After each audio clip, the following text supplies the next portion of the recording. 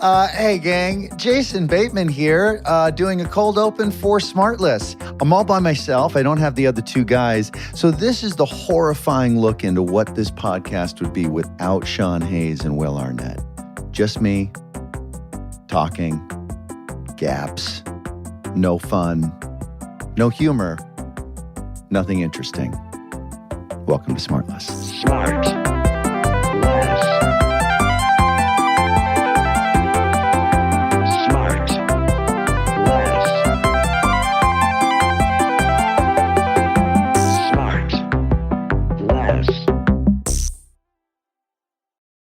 All right, so listener, we've got Will beaming in from Bozeman, Montana. We've got Sean P. Hayes there in downtown Hollywood.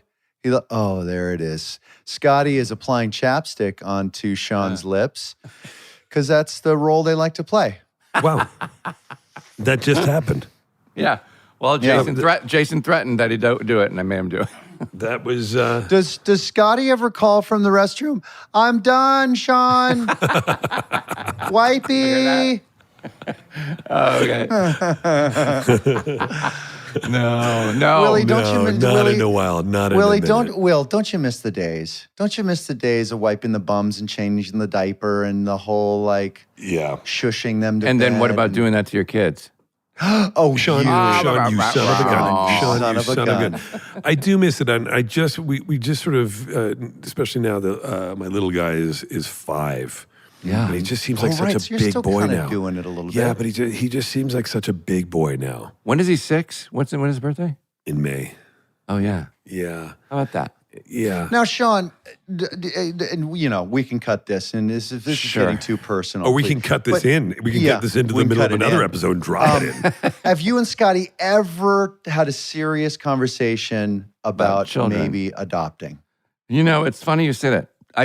Yes, but no, it's unfortunate that right now, at this age is the time I'm like, oh boy, I could really have a kid. I think it'd be really fun to be a dad. Yeah. But unfortunately, it feels like it's too late because of the energy that it requires and all that. Energy, yes. And so I feel like my brain... That's what a staff is for, Sean. I can see you so staffed up. Yeah. Right? Couldn't you, Will? 3 night nurses, 4 nannies. God. Yeah, but then what? But then I would feel bad about the kid because the kid wouldn't I'd have to take it to Disneyland. I'd be too tired. Yeah, but you'd be like, like the old millionaire, distant, unavailable dad in the wheelchair, barking orders. Yeah, but I mean, you know what I mean? Like my Citizen brain Kane. is there, but my brain came too late. I think you'd be great no matter what. Me too. Me too. I know what would happen is it would happen and you would be absolutely obsessed, Sean, in the best way. Yeah, and 50's the new 30. Oh no, what are you going to do? Your headphones are plugged in. You took your sweater off. I know. Take the plug off. I can't unplug the fucking... I took my sweater off over my headphones and I'm This is stuck. the guy who tries to take his sweater off in the car when he's driving. You know what? And you know what, JB? I think it's better he didn't have a kid. You know what I mean? No, I just saw that. I need a parent. You imagine him trying to collapse a stroller? Oh my God. By the way, trying to get it in the trunk. It would collapse me. Nothing tests your intellect more than trying to figure out how to collapse one of those strollers. Or by putting in a car seat and trying to strap in the seatbelt thing behind it and into the anchors. Oh. I'm still in the booster phase. I'm out of the full car seat, but I am still in the booster phase, and it is. I still do have sweaty moments of trying to find the hook underneath, and I'm like, just 1 second, and then But a lot of parents are really bad marketers at it because, the second the baby goes crazy and it's having a tantrum and it's in its arms, they look over their shoulder and they mouth to you. They go, "Don't have kids." Right. I know. Do you know what I mean? And you're just like, well, now I don't want to because I just so witnessed that. Yeah, but those are just the moments, What was the line, Sean, that you used to always use? You'd say, I'd have kids. I'd rather regret not having them than have them and regret it later. Yeah, it's a great line. It's a great. It should be on a greeting card. I mean, it's abstract, but it's great. Warming. Yeah. Yeah. I don't know. Well, listen, you got Ricky, And yeah, Ricky by the doesn't way, talk back. He just barks every once in a while. Barely. I saw JB. Sean, I haven't seen you in forever. I know. I haven't seen you in forever. Yeah, I saw Sweet Willie last night. Oh, where? at this event. Some fancy dancy thing in fancy Bob. event. Oh, the governor's thing. That's it. And I didn't know that was last night. That was last night. And I said to, I actually said in my thing, I said a few words at the start, and I said, oh, yeah. You mentioned the podcast, and I said, and Jason is actually here today, and if you see him, just go up and touch him, hug him. He loves strangers. It's like a receiving line. Wait, so did you know I was going to be there, or were you just, No. did you improvise that? I just improvised that. Yeah, just in the moment. This guy's got skills. He's not afraid of a does. microphone and a spotlight. It was a crazy room, and I wanted to make sure to be just kind of respectful, and it was such a great night. How was it? Was it long and No, it was boring or pretty kind of short. fun? It was pretty short. Yeah. It was pretty short. Oh, good. Yeah. That's good. Yeah. So- all right. Well, there it is. There it is. Tell you who's not short. Oh, we got a tall guest And coming in? I will say that she is an acclaimed actress, producer, and filmmaker, known for versatility, emotional, intelligent performances across film and television. Born in LA, both her parents are acclaimed actors themselves. She started acting at a young age. She has been in some of my favorite movies of all time. And I'm also and I've had the honor of being in a movie with her. We saw her in Blue Velvet, Wild at Heart. She Laura Rambling Dern. Rose, her first Academy Award nomination. She won an Academy. Look at this, huh? Look at the seamless tie. I was going to say, she's our friend, Laura Dern. Oh, my God. Exciting. I can't wait to drill you about just the tortures of working with Will Arnett. What is your that was coming. least favorite part First of all, working with no, hang on. This is Before we get exciting. into her least favorite part, because she has a lot of least favorite parts, I will say, Laura, I can see in the reflection of your window the fire going? fireplace. I mean, guys, and it wasn't even planned. In Not- LA, this is with going to be the fire coziest going. episode ever. It's so cozy.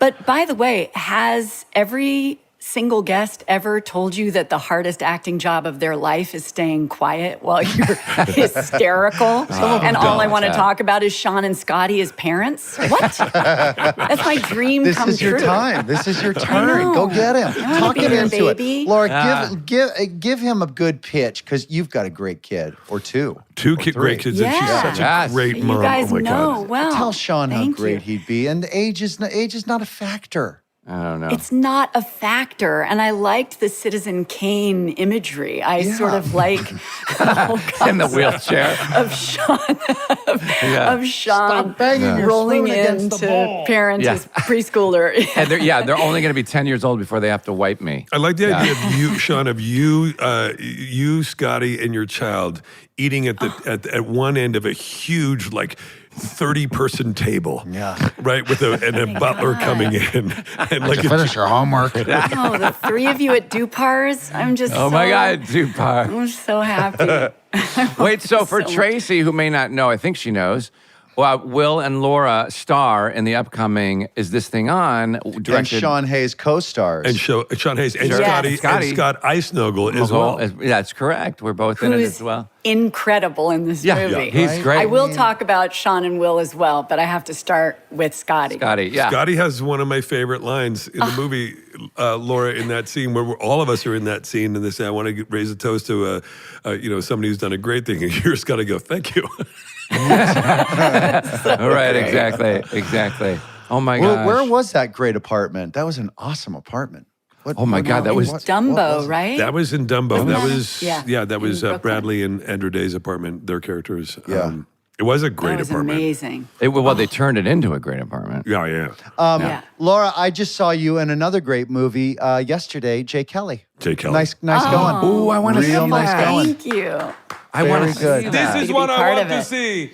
She doesn't really waste her. She doesn't waste her time in bad stuff, guys. No, I know. When's the last time you saw her in a bad project? You can't. You Never. can't. Challenge Well, you. It doesn't let's- exist. Okay, if you want happen. it to be a challenge. I So could Laura, probably help. how do you pick projects? Is it script, director? Is there an order, or like what it speaks to you as the role, and you don't care about the other stuff, or how do you pick? I guess first I ask if any of you are in it. No, Sure. Nice. And then if You got I'm 2 lucky. out of 3 on the last one. By the way, 3 out of 3 because, and it always interests me, it's people that come up to me that know specific films that I'm in, that they love, have seen me over the years, mention a few of the films they're grateful for, and then also tell me how much they love me in Ozark. And I'm like, is it because my name is Laura? Oh, You're no. confusing this? Is it just the Laura connection? But Laura Linney will also tell you this. That's Really? crazy. You guys get stopped for each other? Yeah. Really? So we've worked together I as can well. see the people make that brain fart, and they're like, "I loved you in Ozark with Justin Bateman." Exactly. Yeah. That covers all the bases. Yeah. Yeah. Laura, you started. Listen, we're going to get into choosing roles. Well, first of all, you can answer Sean's question. What is your criteria? Is there a process? Yeah. I would say that You choose well. Thank you. I have gotten very blessed to be chosen. So I don't know that, I think it's more about luck than the choosing. And if we're lucky and as our careers evolve, we maybe get to do some of the choosing. But when I was a kid and getting to watch my parents work with incredible filmmakers, I didn't know what was happening. I was just a 6-7-year-old kid on set. I fell in love with their relationship with filmmakers and what that felt like and looked like to see people understand or have an instinct about my parent in a way that I felt I knew them intimately, things that others didn't know about them. And I thought, man, this is such a crazy dynamic that there are these people that get them in a way they may not even have caught up to in themselves. So I sort of fell in love with that relationship before I even understood what acting was like. And so I always dreamt of getting to work with master filmmakers. And, you know, I got lucky at a young age that extraordinary directors, you know, hired me. But do you remember filmmakers being around the house, like filmmakers that we know, do you remember them? Yeah. Oh, yeah. I remember when I was 6, my summer vacation that became the year that I then went to my parents and said I wanted to start studying acting and became kind of obsessed with the idea of it, which seems so absurd now, but I just knew, I guess, you know, there are things you know about that you loved. Yeah. But my mom was doing Alice Doesn't Live Here Anymore with Martin Scorsese. And my dad was doing a film, Family Plot, with Alfred Hitchcock. And I went back and forth between those two sets. So for my sister who might not know, your dad is Bruce Dern and your mom is Diane Ladd, who I'm sorry just recently passed. I'm so sorry, but Yes. she was Yes. fantastic. Yeah. Same. Yeah. Thank you. Yeah. So yeah, it was an amazing thing. Just like watching these, you know, mind-blowing directors at work with them. And then, you know, as a kid, Hal Ashby was my dad's neighbor as well as a colleague and, you know, became such a hero director to me and a lot of directors. Did you do something in Allison Doesn't Live Here Anymore? I was an extra. Yeah, You were, I okay, ate an ice cream cone and I had to, I think they did like 16 takes or something. So I had to eat 16 ice cream cones. And Marty said to my mom, Sean, they're not still "Hey." casting, by the way. Yeah. As Sean's not excited. He's been paid for licking before. Oh my God. I thought it was going to be a Lederhosen sometimes reference. for free. But he had sort of commented in front of me to my mom, like, oh my God, she just ate 16 ice cream cones and she didn't throw up. Like, that kid's going to be an actress. That's I sort hilarious. of went, oh, someone complimented me. Do you have any recall at all about what kind of person Alfred Hitchcock was? Yeah. Guys, it was the craziest thing. I remember, you know, because there's all kinds of stories, you know, reputationally about him. But all I know is I was super little and a bit intimidated anyway whenever I went on set. I always thought I was in the way and kind of shy. And he had props make a mini director's chair that he put next to him and let me sit there with him. No way somebody took a picture of that. You know what? I have one photo with them on set, but not in the director's chairs, which is crazy. Just sit next to him. And I didn't know, all I knew was, you know, that some big it jolly was this man who would, Yeah. like laugh hysterically at my dad. He thought my dad was so funny. And I just loved that because at the time, people would come up to me telling me what a bad guy my dad was because he'd killed John Wayne. And for your sister, my dad was, I think, the only person to successfully kill John Wayne in a movie. So he was not very well liked at the time, but loved for being a bad guy in Westerns. But also, as a kid, you're sort of intimidated by people talking about like, oh man, do I love to hate you? I was like, oh, okay. Enjoy your time at Disneyland. Sean Hayes is with his child at the other ride. No, he was too tired Yes, to the go. man in the wheelchair. Yeah, exactly. Vroom, vroom. Did you ever feel any sort of, or did you start too early to feel any sort of intellectual pressure to work as consistently as your parents have? Like those are real tall bars to try to match, jump over, live up to.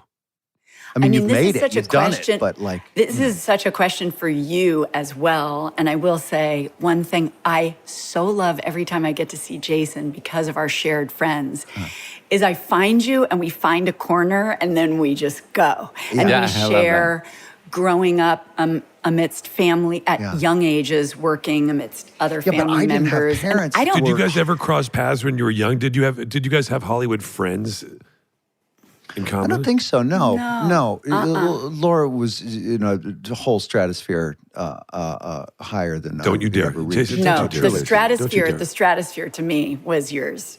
But living up to what your parents are so immensely famous your entire life. Were you even conscious that you were setting yourself up to like, how could I ever live up to that, or that never got in your way? Did it? No, I feel like I was so young. Yeah. That it was only later that any of that occurred to me, or I probably never would have done it.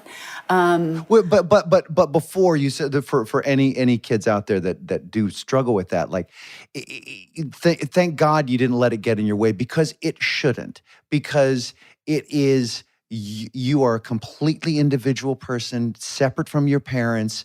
Even though you may want to go into the same occupation as them, whether it's acting or not, like, it's completely natural that a kid would want to go down the same lane they've watched and admired because your parents are your first heroes. And so why wouldn't you want to go and do the same thing that they were doing? And it doesn't matter whether you end up doing the same accomplishments that they do.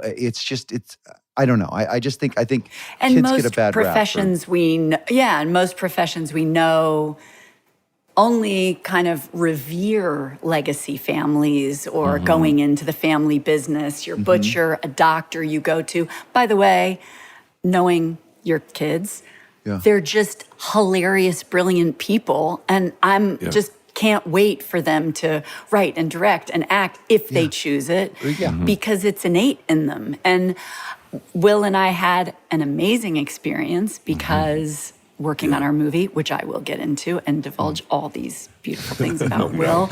Sorry, guys, I'm going to be super reverent about Will. It's going to be a bummer for you both. But we like him too. But we also got to work with Peyton Manning. And when Peyton and I had a scene together, and somehow this subject of, quote, Nepo babies came up. And he's like, I'm a Nepo baby. And I thought, right. Yeah. No one ever talks about, legacy, like the great NFL family of all time, and say, like, Peyton Manning shouldn't have done it. Eli Manning should have done something else. Yeah. Right. It's so crazy. And here's the other thing. If people didn't want it, whatever, then they wouldn't have opportunity. That's just the way that it works. We know how it works. It all boils down to commerce anyway, right? In any business. If the guy goes, if he's like, my dad was a doctor and I decided to become a doctor and he was a shit doctor, he wouldn't have any patience. Like, that's just the way it goes. And it's the same in our business. So I do. But it's an easy target, as you see, because it's so public. So it's just, Yeah, but if you, like you said, if you don't have the goods, if you're a Nepo baby, you don't have the goods, it doesn't, who cares? Like, then you don't work. Sean, I just realized that's what you and Scotty should have. You should have a Nepo baby. Yeah. Yes. Adopt a Nepo baby. Name the baby Nepo. That would be amazing. That's a great Nepo idea. Hayes. Yeah. I take him to the pediatrics. And he's like, Nepo baby. Nepo baby Hayes. This is our son, Nepo. Nepo Eisenhogle. We got him and get him in a show Nepo right away. Get him into a show. Yeah. Get him his own show. A reality show. Finding Nepo. Sure. And we will be right back. And now back to the show. Laura, what was the first job where you well, first of all, I do want to say, talking about the parent stuff, JB, I don't know if you know this, when you and your mom were the first time ever mother, daughter, child, parent were nominated, both got Academy Award nominations for Rambling Rose, a film that I adore. You're incredible in that movie, Laura. And I'm going to embarrass you because I just love you so much. I didn't know that. Yeah. Both of you got nominated the same year? Same movie, yeah. In the same movie, yeah. Wow. Yeah. In the same category? No, separate categories. One was supporting, one was lead? Wow. Yeah. That's wild. Isn't that incredible? Yeah. Yeah. That was Did you amazing. go? Did you carpool? We went together Like, yeah. with my grandma. It was so No sweet. way. It was amazing. How rad Three is that? generations. Yeah. It was crazy. It was so beautiful. So crazy. What was Laura? What was the first thing that you did where you felt like the first role that you had that you did, and you were like, I got it. Like not I got it, but you felt really good. Like you feel really connected to it. Like the first sort of meaty thing that you're like, okay, like this is really what I want to do, and it feels good. And did you have one of those? Yeah. Maybe this movie, Smooth Talk. It was probably my first lead, and so I had no time to not find devotion. We made it for under $2 million. I was in every scene. It was a really radical film with myself and Treat Williams. There's a very deeply troubling and very complicated to shoot, half-hour long kind of coaxing of this young girl toward a sexual assault based on a Joyce Carol Oates story. And, radical amounts of dialogue and, playing a character. And I was 15 when we made it, who's sort of discovering her sexuality a bit before I knew so many aspects of self. I didn't know myself in that way so completely. And I had to be so emotionally vulnerable and still somehow learn how to take care of myself. And that was the first time I think I had to be a grown-up. And after the film was done, or after that particularly hard day when you did a particularly hard scene, when did you feel like, wow, I just kind of slayed that dragon and I'm on the other side of it? I just went straight to cynical, jaded divorcee, 47-year-old smoker. I just was like, I've done now I get to just be a dame. No, not really.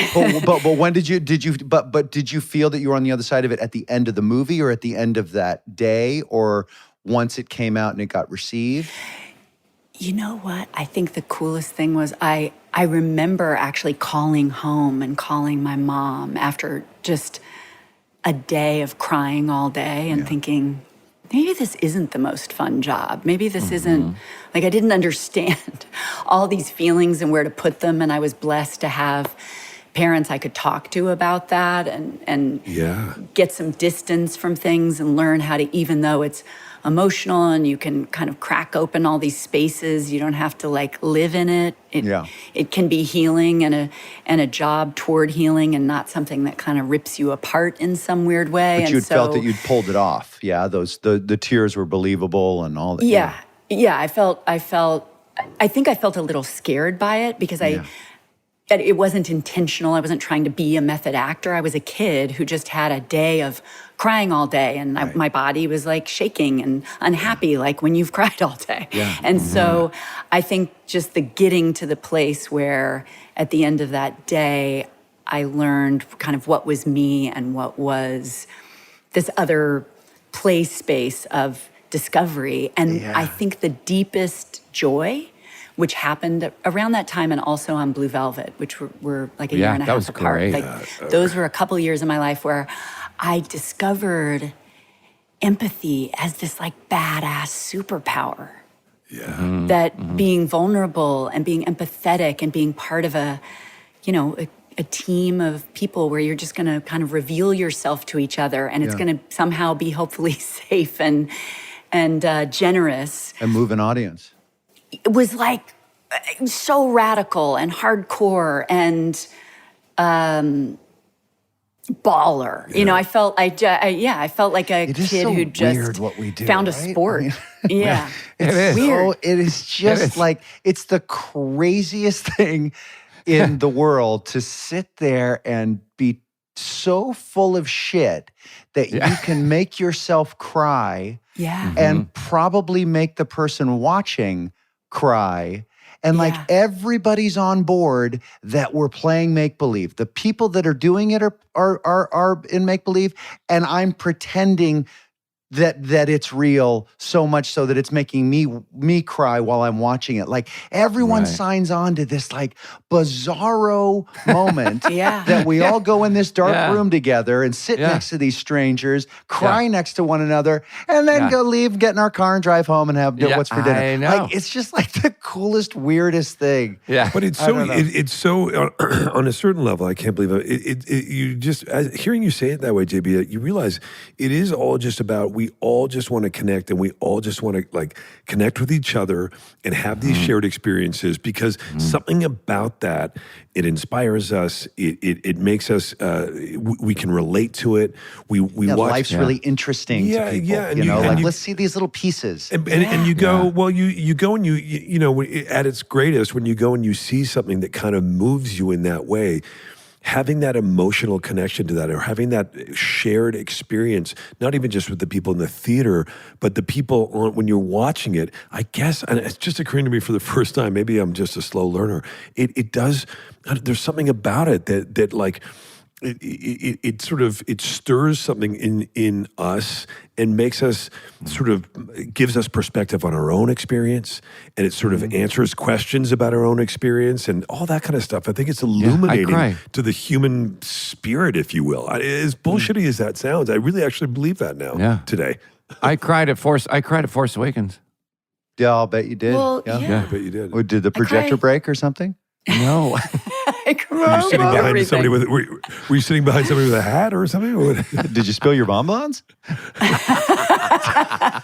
With snow caps. They ran out of milk duds? Or? But it is crazy that, you know, you can't fake truth. Like you could fake a lot of things. Yeah. And you guys all know, as incredible actors and also as directors, that there's this other thing that happens that we all feel together when we get to the truth of a thing, and it can't be faked. And but like at the same time, we're all pretending that it isn't fake. Like we know that it's fake, and we're all just saying, okay, let's all agree to focus so hard that we can convince ourselves and our tear ducts and everything that this is real. Like I love that everybody just kind of silently signs on to that, and no one knows each other. But in those moments, it is real. That's the kind of the flip of it. JB, well, that's the magic of movies. We'll be right back. Oh, God, sorry. Shit, Sean's mic is working. God damn it. Hey, I was watching JB, weirdly enough, on Instagram. David Cross posted a clip from Arrested Development, and I was watching. No, I saw him doing stand-up. No, and you were doing a scene from early on. You were doing a scene with David and Portia, and there was something about you. I was watching you do this scene, and they're both acting like imbeciles, and so you're in the middle between them. And I was so on the ride with you. You were such a great, you took me on this thing. And I know it inside and out. And yet I was still really taken with it. You doing, and it's not you, Jay, but you were doing this thing. And it made me laugh. And it made me feel good, and I had a connection to it on a deeper level as well, but it made me love you, and I was just like, fuck, look at this guy. He's so good at doing this. I love that. Why do people say all those nasty things about it? Well, if we believe it, then the audience will believe it. Laura, do you, you had a... Oh, shit, sorry, we mentioned Sean. Sean's got a spaghetti meatballs that's on the stove, and so he's got to get to his questions quick. No, Scotty, I just said. Come in and give him. By the way, I just said Chinese with what did I have to drink? A glass of milk because it was too spicy. Hang on, it's 4:30. What do you mean? No, it's Chinese? 7:30. No, he's in New York. New York Oh, City, you there's are in New York. Yeah, By the way, JB, time zones. By the way, time zones. JB, I had a FaceTime with her before. The three of us had a FaceTime before our session here, Laura, and then before that, Sean and I talked like an hour ago about something, and I go, and Sean goes, "I gotta go. I gotta eat before we do the show." And he goes, and I go, "Oh yeah, okay, I'll let you go." And he goes, "I'm having Chinese." And I went, "Okay." Well, because Every Ginger day Club- dinner's an event in his life. I love that.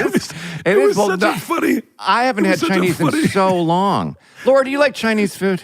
I love it. I love I it. love Not as it, much too. as Nepo. Nepo talks a lot about how much he loves Chinese. He can't get enough Yeah. of it. I'd like Chinese tonight. Hey, I promise this is the only Jurassic Park question I'll ask. But when we were on the set of, Is it real? Is this thing on? When we were on the set, you told me the greatest story. Can you just tell it really fast because it's so cool? Something about. Do you remember what it was? It was about.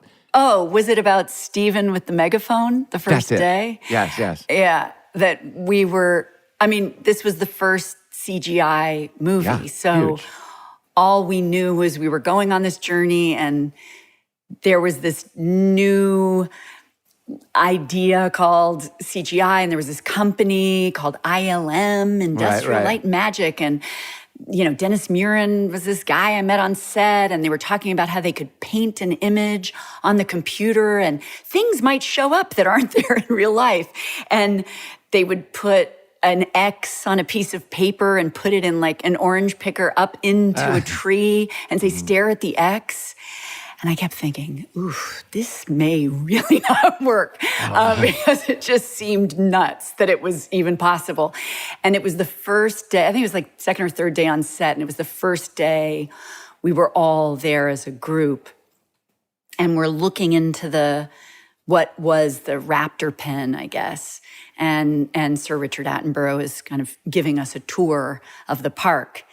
And for the first time, we hear something that may be a roar in the distance. That's right. It's like your first hint of something.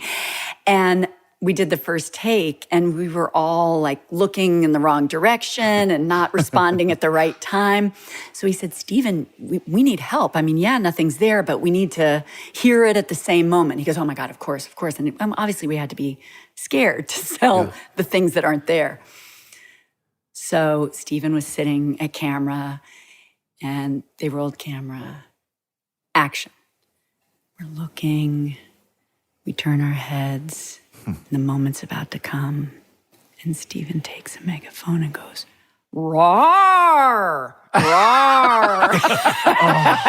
And we all lost it. And I know in that moment, this group of actors looked at each other like, this is a disaster. That must have been like, wait, what are we doing? Like, what? So you're just going to go rawr through the whole movie? He lost his privileges on the bullhorn. It also occurs to me, Laura, you've become like sort of like the emblem, like the sort of the icon for.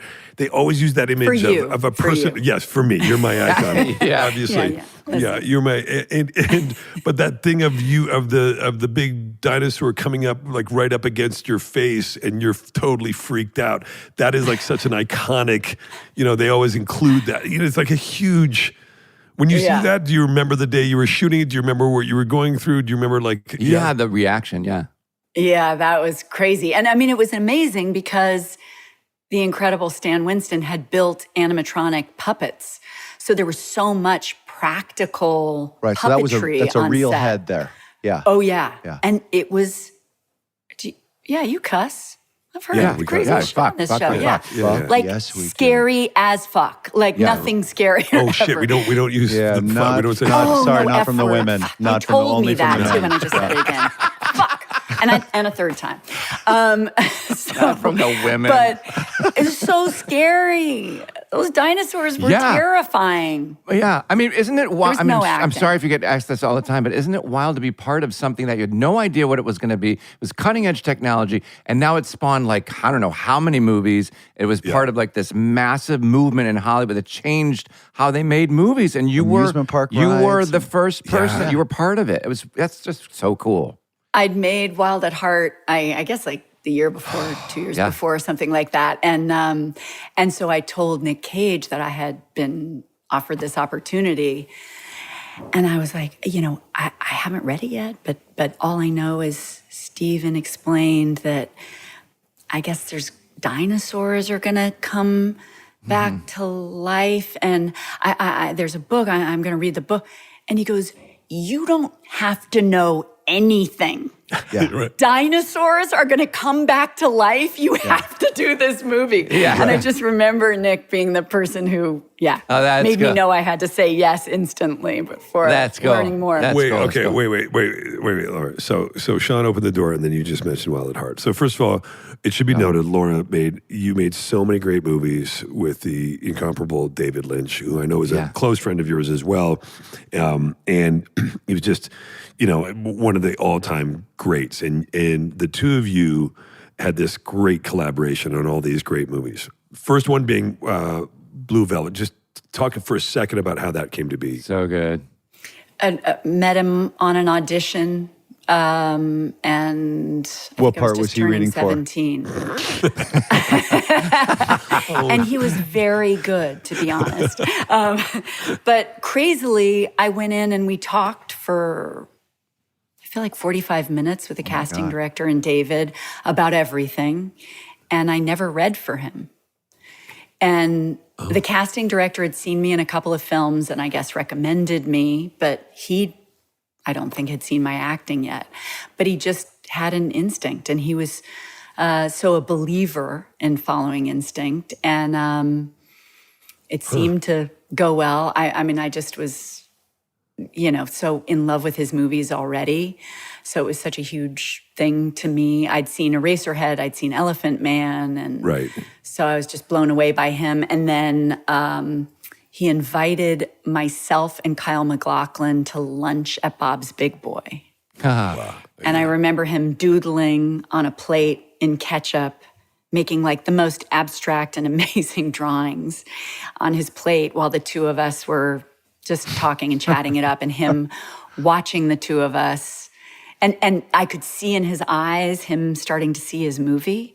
Yeah. And it was an amazing feeling as an actor. It wasn't about us necessarily or us separately, but as a whole, there was something that he felt was right for the film. So that was really cool experience. Yeah, that's great. I mean, that must have Amazingly, been. I got cast.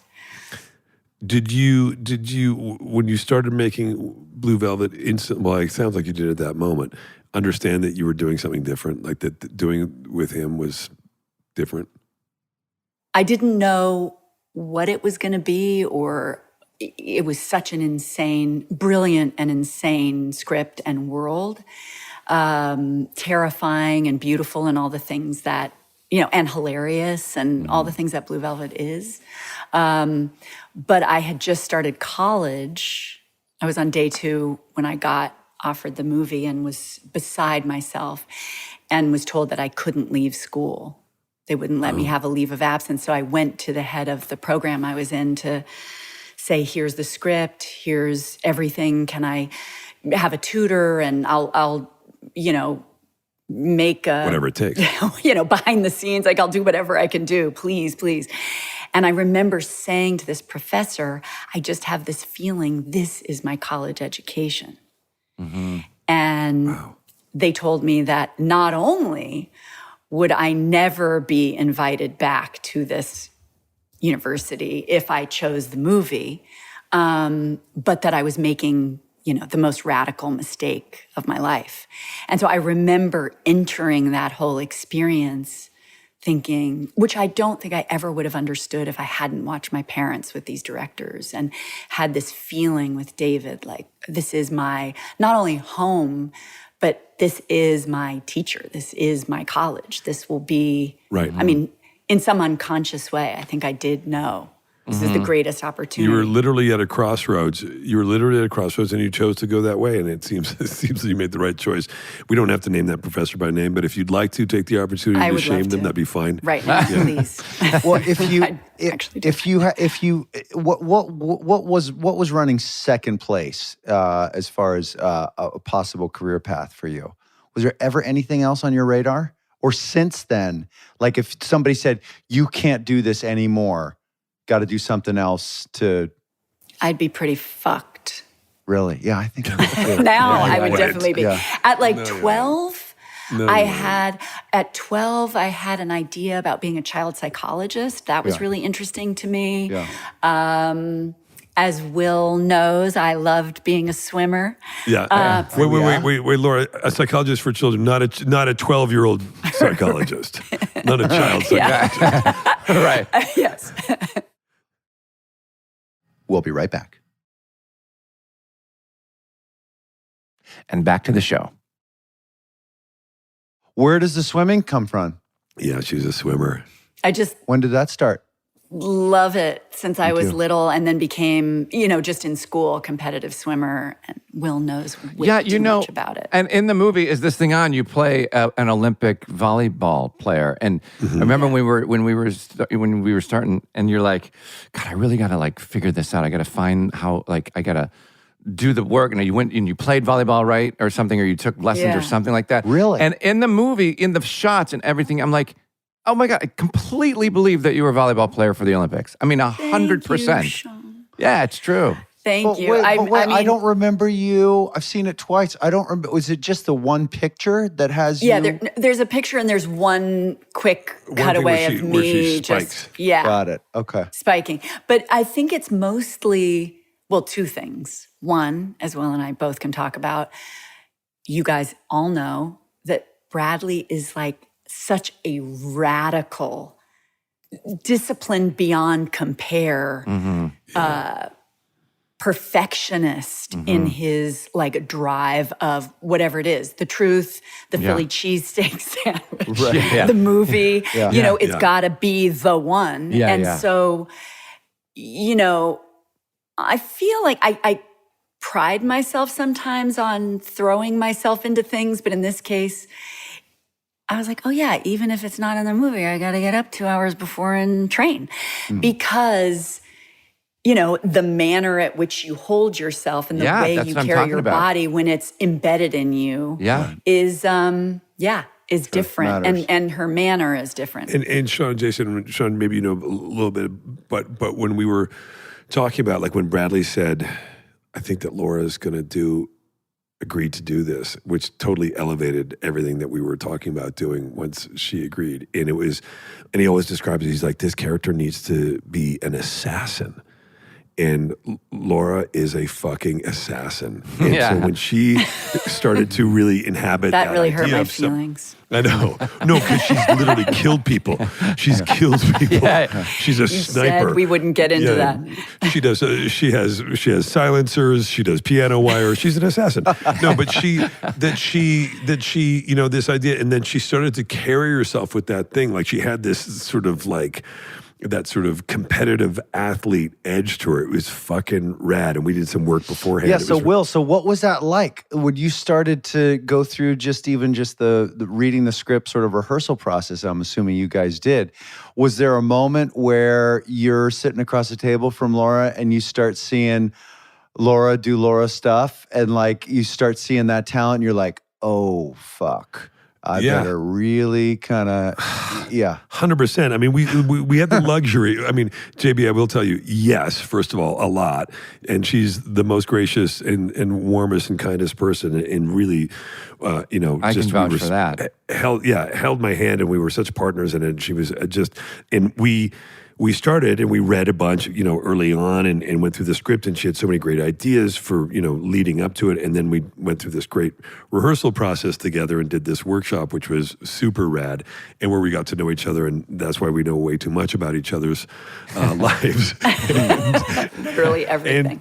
And then we ended up, when you're just in this, in the scene, I mean, of course it occurred to me that I'm like, oh, well, wait. And I said this to Laura, like early on, I said, like, it's, for me, this is such a leap. I'm again, Laura, you can plug your ears or whatever, I don't embarrass her. She's Laura Dern, Academy Award winning, just super talent. And watching her, it's like playing tennis with a great, and it just, it does nothing but just, it raises all boats, high tide. And but I was nervous, and I expressed it. I told her that, and I said, I feel nervous, and she was really, really gentle with me. It was. Well, it let was me just awesome. say, this is a great privilege on SmartLess because being a radical fan of all three of you, not to mention your incredible friendship and the way you can destroy or mock each other with so much love is an art no one else and no other friendship knows.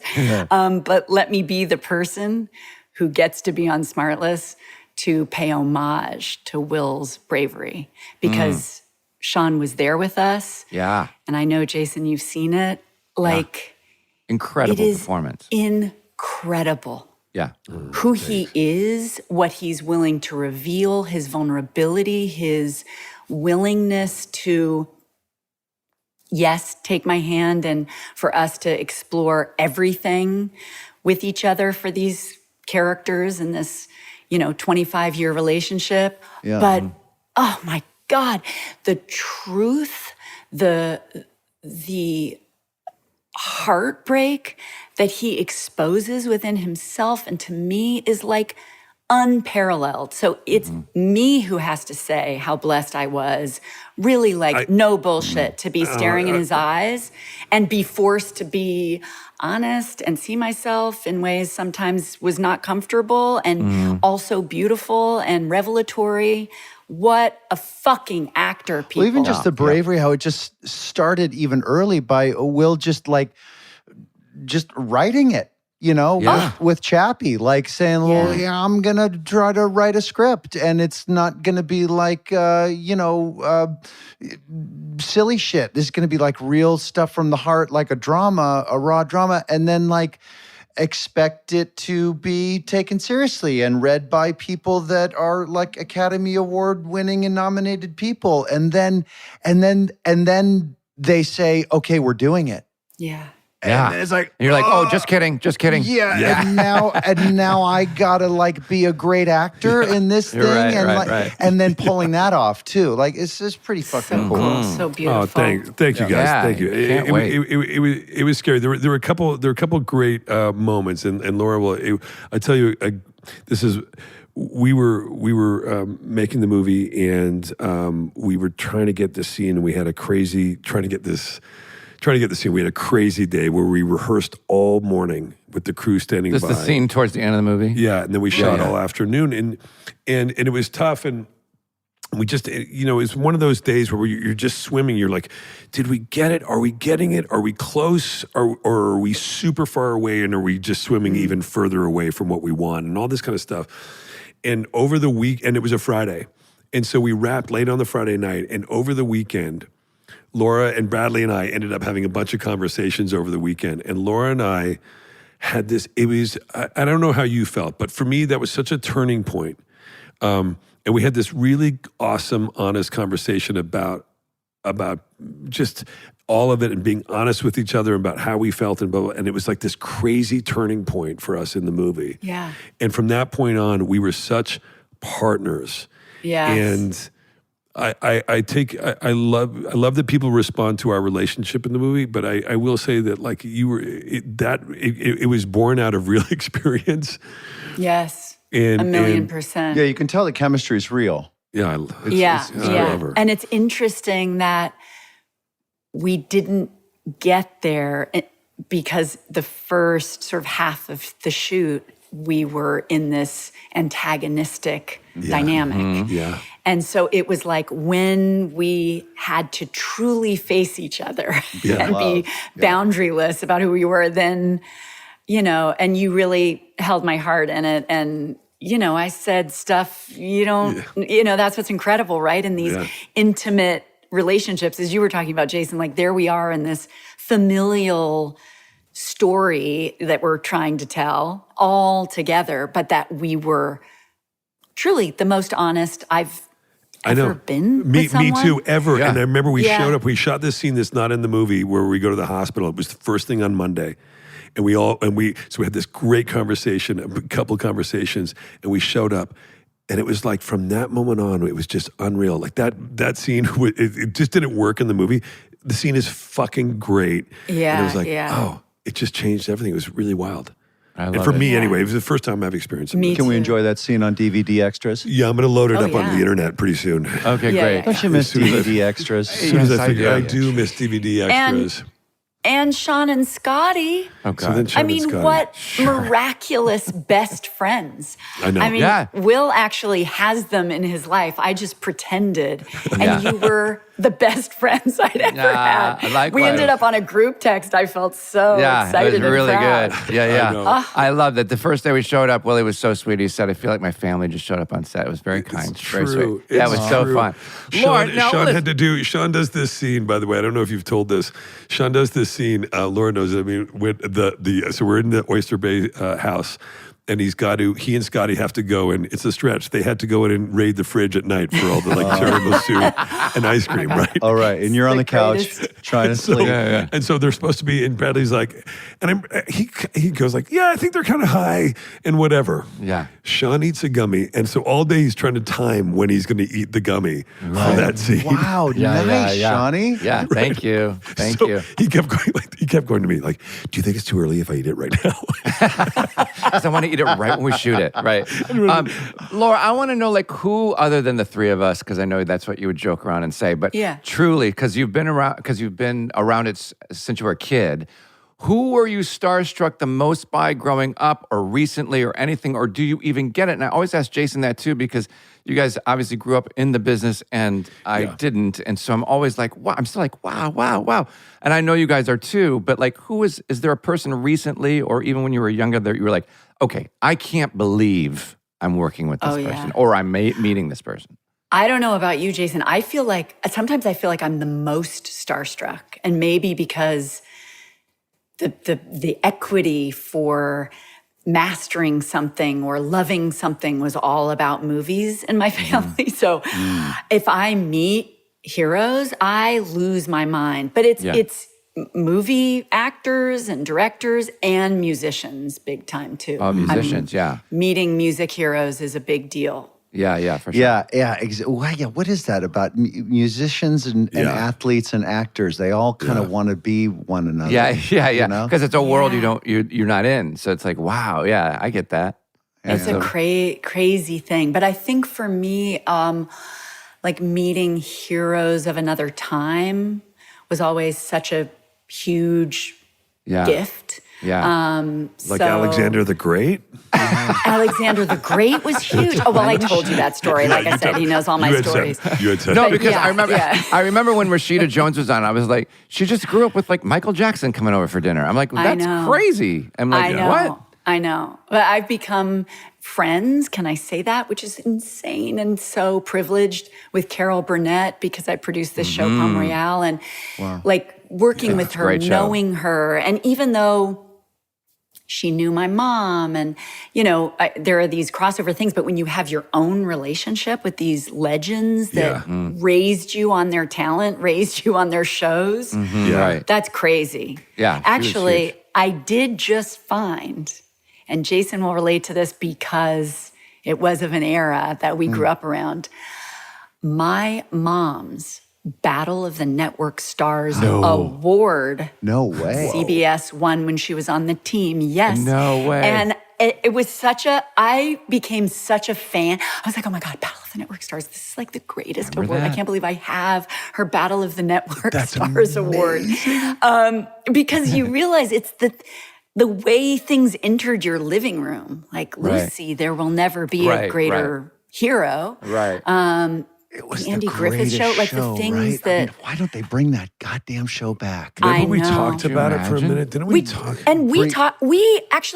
We were at a dinner with Ted Sarandos telling him they should make Battle of the Network Stars. Right, Battle of the Platform Stars, right? Yeah, the streaming stars. Yeah, the streaming stars, exactly. Netflix people against Amazon people, against Apple people, against that'd be HBO fun. people. Yeah, Killer. How great would that be? Netflix has Squid Game, But then guys. what would you put it on? What platform would get to We know air it? who's winning. Tubi. Yeah. Tubi. I put it on Tubi. Jason, do you? Tubi. I'm not sure. Do I have Tubi? That's such an old reference. Not Tubi. That's an old SmartLess reference, which is a weird thing to say. An old raid. Yeah. Oh, man. Lord. Laura, I could just talk to you all day. Right? Look at Save it for the sequel, you guys. Yeah. Yeah. Oh, we've already Yeah, discovered it's called Is This Thing Still On? We've discussed Is This Thing Still and On? then you came up with the title for the third or fourth film. Which Do you one? remember? What was it? Like somebody turn this thing the fuck off or something. Oh, yeah. So somebody please turn this thing Please off. turn this thing off. That's hilarious. The final adventure. Say the date when the movie comes out again, so we know. December 19th. December 19th. December 19th. December 19th is this thing on, starring the great Laura Dern. Will Arnett The great and Laura Sean Dern. Hayes. And Sean Hayes and Scott Eisnogel, Andrew Day, Bradley Cooper, in the Bradley Cooper film, This Christmas. Take your heart on a... Can I do my own trailer? Please do. Please. Take your heart on a funny bone ride. A funny bone. What? Every once in a while, a film comes along that'll touch your heart. And then I feel good, dude. That's literally every trailer. I know. We were like in the 80s, every trailer did that. Laura, we love you. Thank Laura, you. we love you. We I love you. We you love guys. I'm Love you so for honored reals. to be on this brilliant, incredible ride that is called SmartLess, and your guys' friendship I'm so makes me glad so you're happy. here. It's overdue. But I you know. I guess we had to time it to your release and everything. I know, but it is long overdue. We had to wait. We've been talking about this since March. But Laura, I will see you really I love soon. you. I love you too. all of you. And love I'm going you to see you, back. literally, I'm seeing you instantly. I think we're like guys- taking it on the road. As soon as Yeah, you're we're taking done the right. As on soon as your I'm done adventure here, right then now, we're going to. I'll see you in London. I'll see you in London. Yeah, Lovely. there And we I'll go. see you guys very soon, I hope. Yeah, it's some Yeah. sort of a holiday party or something. I'm sad we aren't making Ozark anymore, but I know we'll do other things yeah. in our near future. Please, God. You know what I got last night when we were waiting? We were at the Valet Real Hollywood moment. Yeah. And Ed Sheeran came over to Jason Bateman. Jason was complaining because the guy lost his ticket for his ride. It was great. Thank it was a God. great I almost threw my Bateman wig moment. at him. Yeah. It was- Like, don't make me snap this off. and I was making it work because he's legit frustrated. I'm like, look at Bateman, he's coming up the line and stuff. And he was not happy. And then Ed Sheeran came over and said, "Oh man, I love Ozark," and they gave him a hug and they hugged. Oh, They that's hugged. Did you know that was Ed Sheeran? You don't know anything. I did. I figured it out. No, of course. Well, And then you handed him your wig as a thank you. And I said, "Here, let me give you this. Let me sign this for you." It was right there on the netting. Yeah. A Sharpie will work on the netting. That's on the label. Uh-huh. He has a label maker as well for his wigs. I love you guys. Love you, Laura I love you guys Dern. so All the much. best. We'll see you soon. And soon, I'll I Send to the hope. fire. so soon. We'll see you I know. very soon, Yeah, Laura. crazy. We love you. Love you. Thanks, guys, for having me. Bye. Bye. Bye. Bye, guys. That Laura Dern. How lucky did you and Bradley get by getting her? Yeah. I mean, Just- it's just like so dependent on somebody that kind of comes out of the screen as like someone you want to make an emotional investment in, right? You can't help but love And her. also the pedigree. Yeah. The pedigree, and she's just And the she's talent and the history of the. She's got no choice in the talent. She's one of those people. It's just in her. I mean, before I knew her for years and years and years and years and years, we would go, "How you Dern?" Because of her. How you Really? Dern? Yeah. Oh, you'd say that to your Remember friends? those times? Yeah, remember that? How you Dern? Yeah. No, Huh. No, we I'm gonna take weren't that. in Glen Ellen, Illinois, man. So Yeah. I have a nose hair. What humor? stop smelling in that your. Are you region. smelling your fingers? It's what? Did you just pull out a fucking nose hair? Hey, why don't you just? By the way, every time I see you, you've got like these fucking antlers Sean, coming what's out of your happened? nose. What is going on? The fucking Get a the nose hair MSG has trimmer. gotten to you. Are you drunk on MSG from the Chinese food? What's No, it's happening? hanging out. I know, but you guys you have them too. Sure, but I attacked them. We're going to with a be out nose of here in a minute. You Next could time Scotty comes in to reapply your lip balm, have him whack a few hairs out of your nose. Okay, I put it on the list. Okay. Is it coming out of your ears too? No, I never get it out of my ears. Really? Yeah. She did though mention Laura did mention the word lederhosen. And I always want to Really? say the same thing of lederhosen. Okay.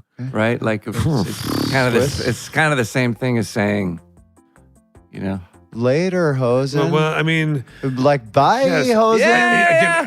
Hey, bye, Hosen. Bye, Hosen. That's what I'm saying. or bye, hoser. That's what we Hey. say. in Canada. Oh, Bye, bye, hoser. hoser. Oh, give Bye, her. hoser. Bye. Yep.